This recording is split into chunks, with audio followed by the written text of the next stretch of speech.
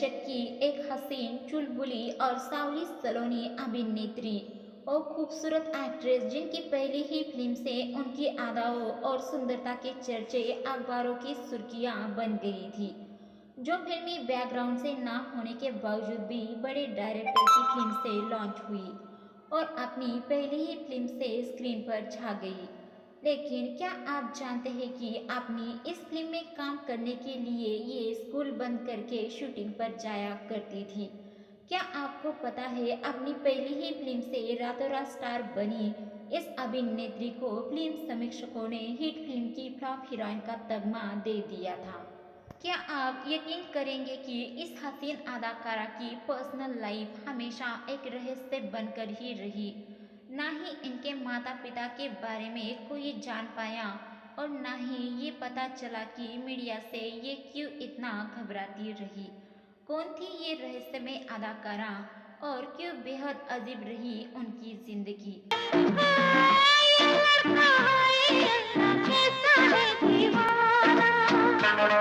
आपको याद है इस गाने में दिखने वाली ये अदाकारा कोई और नहीं बल्कि काजल किरण ही थी। काजल किरण बॉलीवुड की दुनिया से ताल्लुक नहीं रखती थी। उनका बैकग्राउंड फिल्मी नहीं था, लेकिन इसके बाद भी उन्होंने यहाँ एंट्री ली और कई फिल्में की। 80 के दशक की एक हसीन अदाकारा काजल किरण जी और एक्ट्रेस थी जिन्हें टैलेंट और खूबसूरती होने के बावजूद भी कभी और मुकाम हासिल नहीं हुआ जिसकी वो हकदार थी। काजल जी ने अपने 13 साल के छोटे करियर में लगभग 40 फिल्में की और फिर खामोशी से फिल्मी दुनिया को अलविदा कह गई। काजल किरण जी का जन्म 18 अक्टूबर 1958 में मुंबई में हुआ था।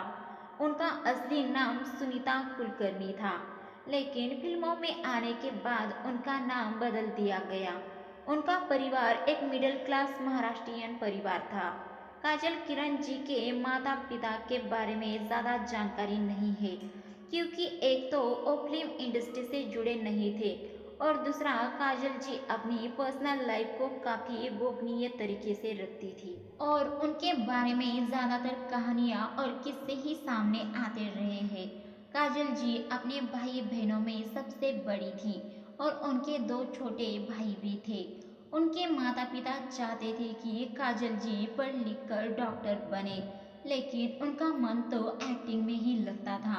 बचपन से ही एक्ट्रेस बनने का सपना देखा करती थी। पढ़ाई पूरी होने से पहले ही कुछ दोस्तों के कहने पर काजल जी ने अपने फोटो शूट कराए और कई कास्टिंग डायरेक्टर को भेज दिए। कुछ दिनों तक तो ये सिलसिला चलता रहा। उन्होंने कई स्टूडियो के चक्कर भी लगाए और कई फिल्मों के लिए मेकर से मुलाकात भी की। तभी उनकी मुलाकात फिल्म डायरेक्टर नासिर हुसैन जी से हुई। नासिर साहब उनसे मिलकर काफ़ी इम्प्रेस हुए। उनका स्टाइलिश अंदाज, खूबसूरत आंखें और बात करने का तरीका सब कुछ फिल्म मेकर को भाग गया और उन्होंने काजल जी को अपनी फिल्म के लिए साइन कर लिया। वो फिल्म थी हम किसी से कम नहीं। फिल्म में काजल जी के साथ ऋषि कपूर जी नजर आए थे। उस साल था 1977 का। क्या हुआ तेरा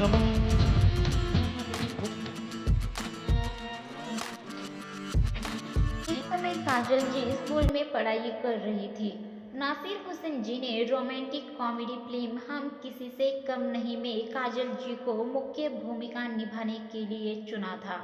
ये फिल्म बॉक्स ऑफिस पर एक बड़ी हिट साबित हुई थी और काजल जी रातों रात स्टार बन गई। इसे एक क्लासिकल फिल्म का दर्जा मिला और काजल जी भी सबकी नज़रों में आ गई। काजल जी को उम्मीद थी कि अभिनय भी और बड़े बैनर की फिल्में भी मिलेगी, लेकिन अफसोस ऐसा नहीं हुआ। दरअसल जब काजल किरण हम किसी से कम नहीं की शूटिंग कर रही थी, तब निर्देशक नासिर हुसैन जी ने फिल्म रिलीज होने तक कोई और फिल्म साइन नहीं करने के लिए उनसे कहा था।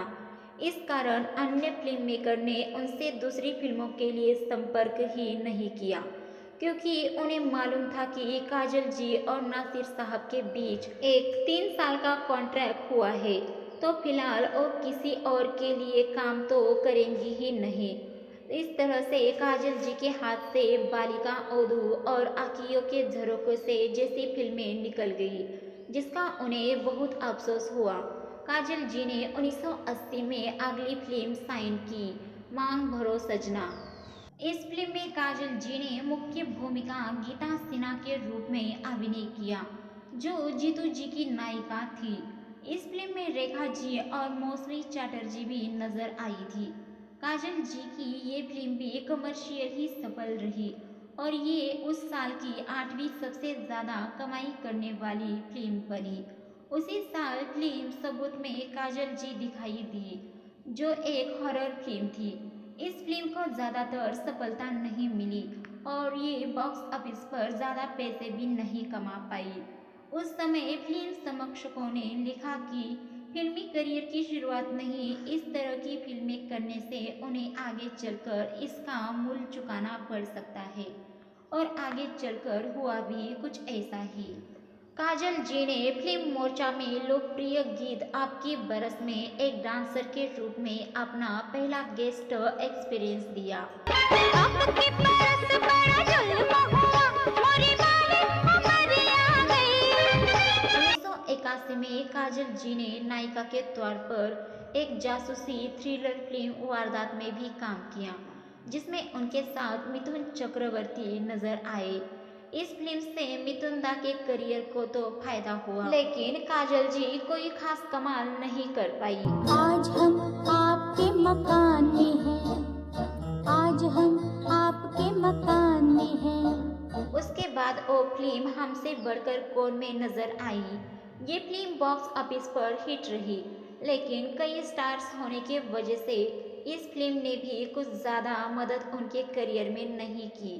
काजल जी ने बाद में 1983 में बॉलीवुड एक्शन फिल्म हमसे है जमाना में अमजद खान जी की नायिका छुटकी के रूप में अभिनय किया, लेकिन दर्शकों के साथ साथ फिल्म एक्सपर्ट ने भी इसे इनकार कर दिया।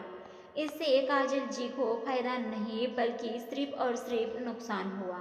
मन में लगे जो गगन वो सजन तुम बुझा दो, जाने की रात। लगातार फिल्में फ्लॉप होने और लगातार करियर ग्राफ नीचे गिरता जा रहा था, तभी उन्होंने दूसरी भाषाओं की फिल्मों में काम करने का फैसला लिया।